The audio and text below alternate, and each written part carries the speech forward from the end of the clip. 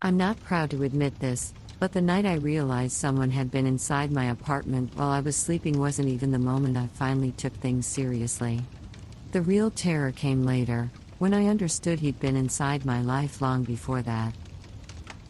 And I let him in. I guess the story starts last fall, when I moved into this crappy but charming, my mom's word, one bedroom in a quieter part of town. It was cheap, close to work, and honestly I was just desperate to get out of the apartment I used to share with my ex, Nate. We'd broken up a few months before. It was messy. Lots of yelling, breaking things, crying, mostly me.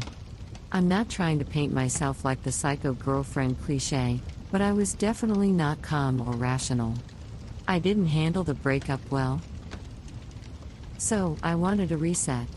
New place, new routine, new everything. The building was old. You could smell dust and old wood in the hallways, like a basement that someone tried to hide with lemon cleaner.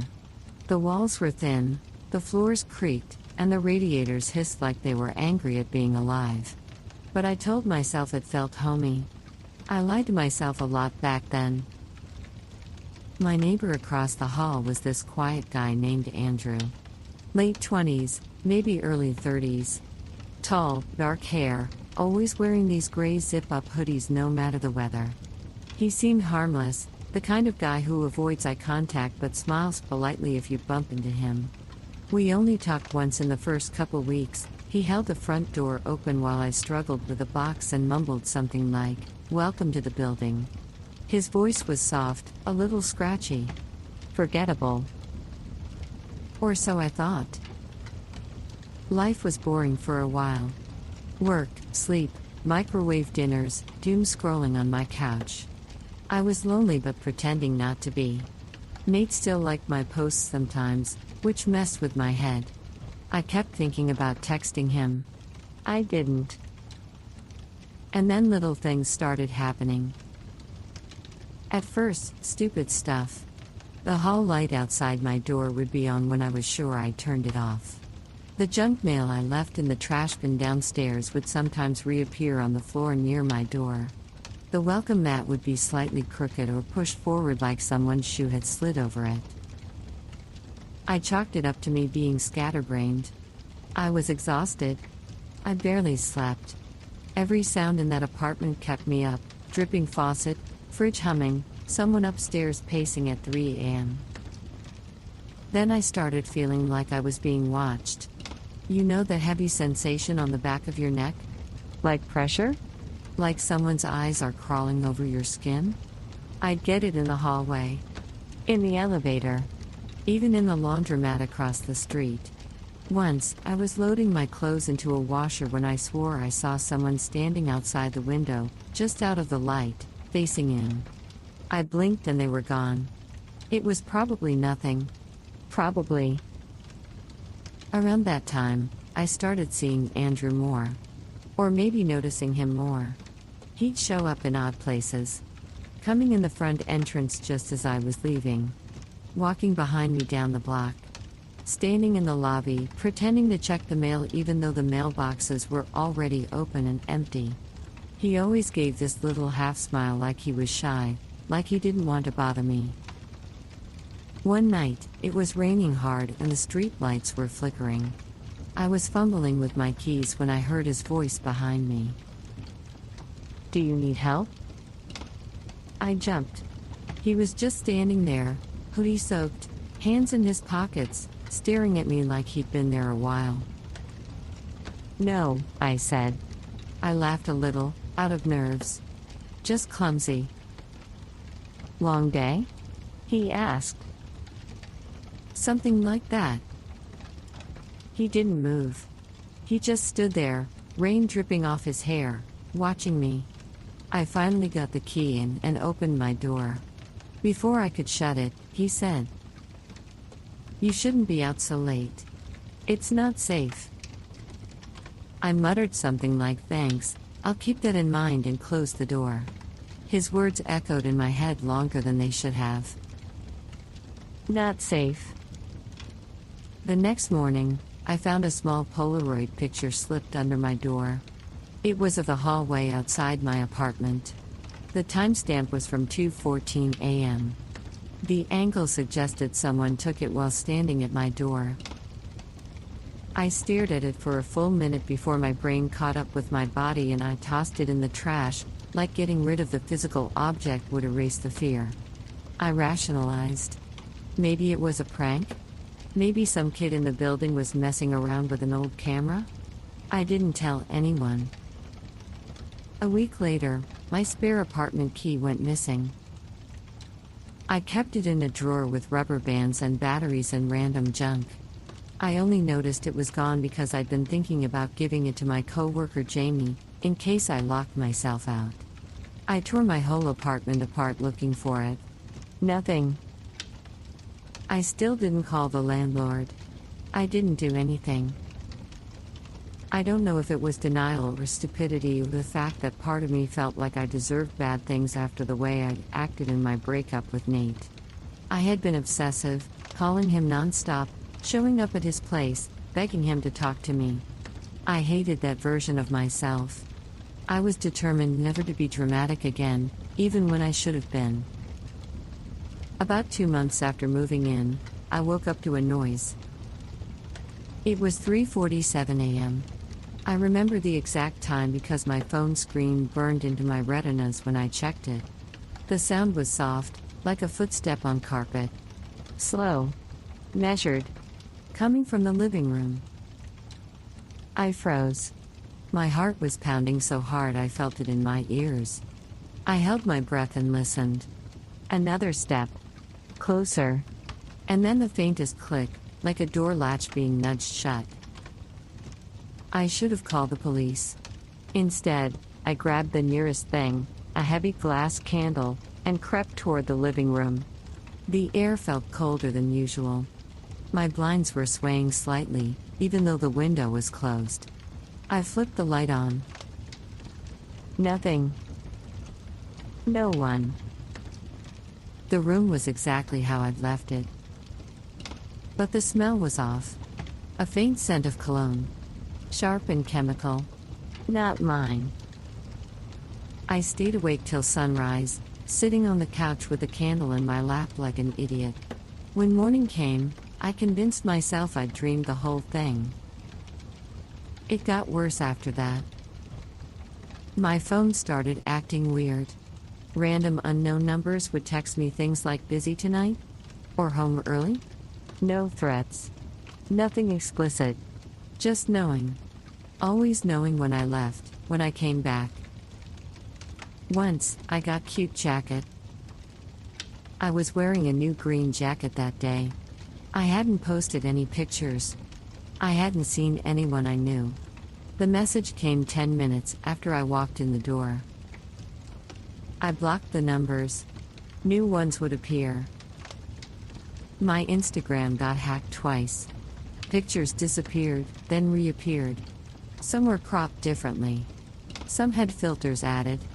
In a few, I looked like I wasn't aware the picture had been taken in the first place. Like someone had screenshot them from somewhere I didn't remember uploading.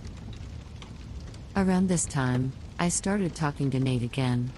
I wish I could say I hated him or wanted closure or something empowering, but the truth is I was scared and lonely and he was familiar. I didn't tell him everything. Just that my building was creepy and I was having trouble sleeping. He said, "You always overthink stuff. Nothing's happening." And I believed him, because I wanted to. Then came the night I found the photo album.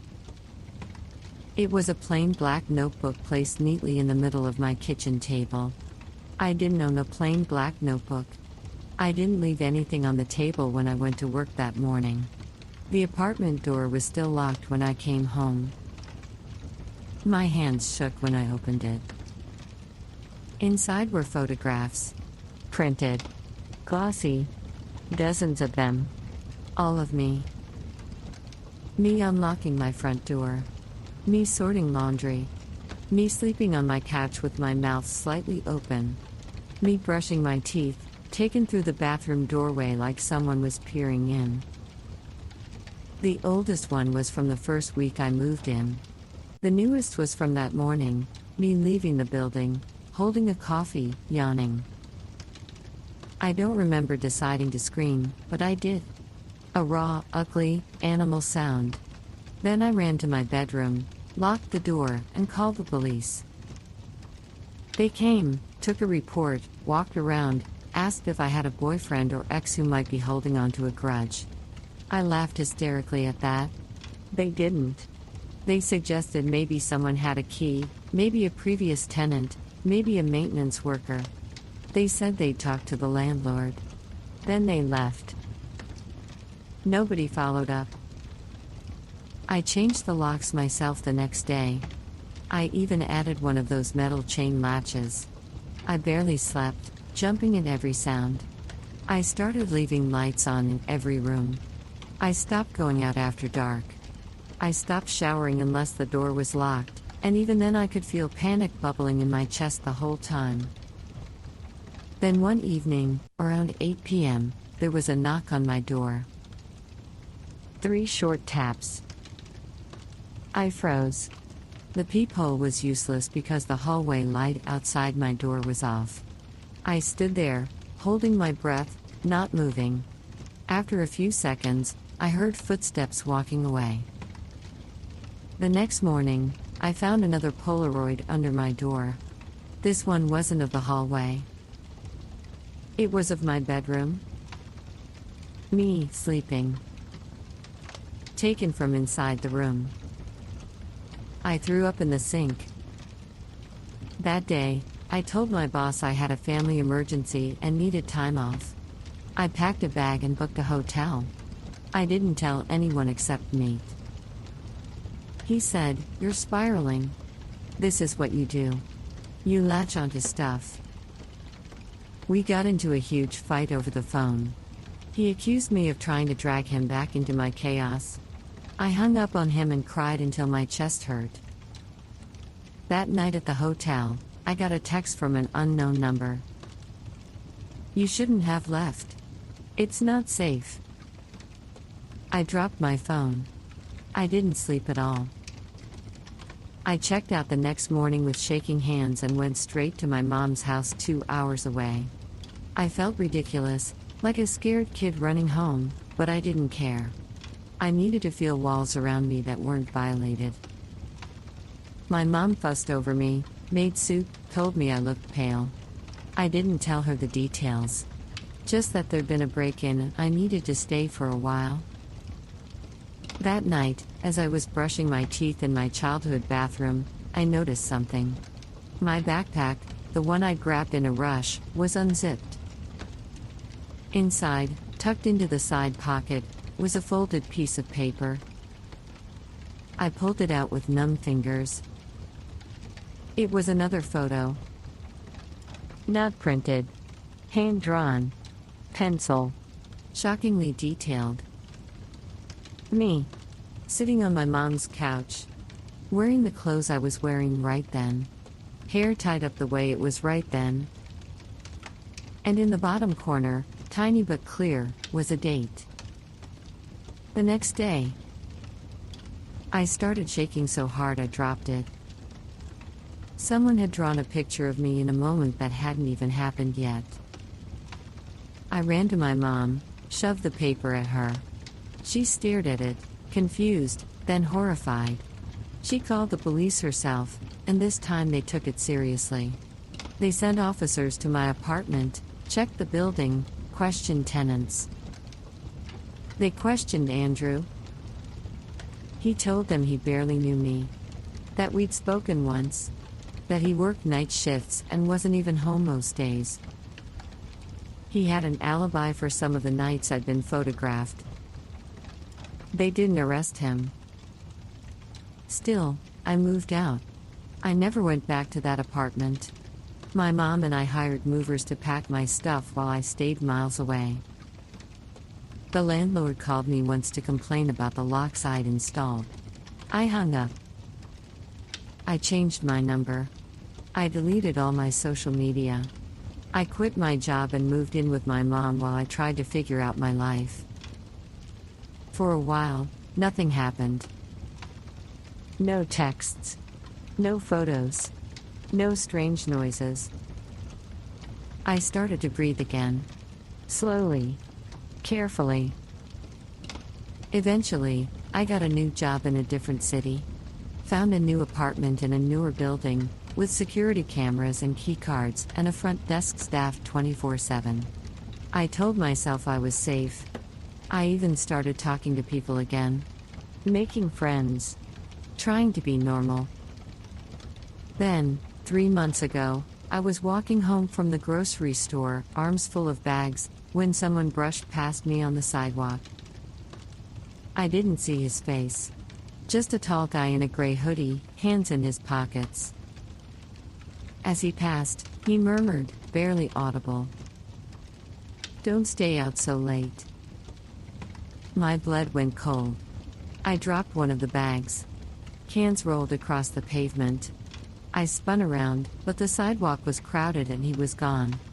Or maybe he'd never been there at all. Maybe I imagined it. That night, I checked my apartment door 5 times before going to bed. I barely slept. The next morning, I found a single Polaroid outside my door. Not under it. Outside. Propped carefully against the frame.